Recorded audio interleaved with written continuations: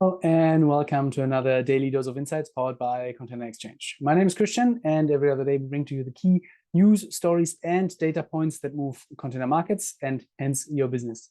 Today it's Monday, the Monday after the Intermodal Trade Show in Shanghai. I think a smashing success. Return to normal for industry participants. Talk on the floor, of course, was mainly centered around freight rates, capacities, and of course, box production volumes and prices. Very, very interesting discussions there. And of course, the industry is sort of cautiously optimistic. Everybody a little bit skeptic of what the capacity influx towards Q4 and 2024 will bring.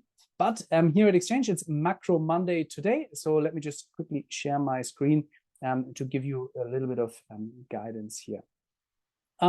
This week, a lot of focus on interest rates decisions in key countries around the world. But let's start here with Monday. We have some PMI, so Purchasing Manager Index data from key European countries.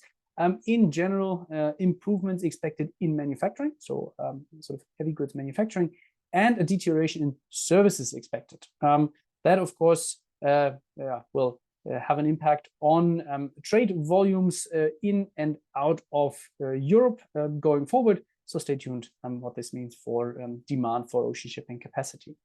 On Tuesday, then, Indonesia kicks it off with the interest rate decision flurry, so to speak. Indonesia expected to remain stable at 5.75%, while then on Wednesday, and I should have ordered it a little bit differently, on Wednesday then the Fed follows and announces its latest interest rate decision. Consensus is that there will be another 25 basis point increase to 5.5%, very, very similar to what we'll then expect on Thursday, when the ECB is expected to follow suit with another 25 basis point increase to 4.25% of its main interest rate measure. And then on Friday, it's the Bank of Japan's turn. Here, a little bit of a different picture than in the rest of the world with its deflationary problem, which has been the case for the past, 20 years or so. Interest rates expected to remain stable at minus 0.1%, so not much of a change here. And something I skipped over, inflation rates in Australia are going to be announced or published on Wednesday. And this is the year-over-year inflation rate expected to decrease slightly to 6.2% versus 7% measure in the previous month. So also inflation in Australia slowing slowly but steadily. And then in other news, just really briefly here at the bottom of the page, two interesting articles that I read this morning that, of course, despite it being at Macro Monday, I didn't want to keep from you.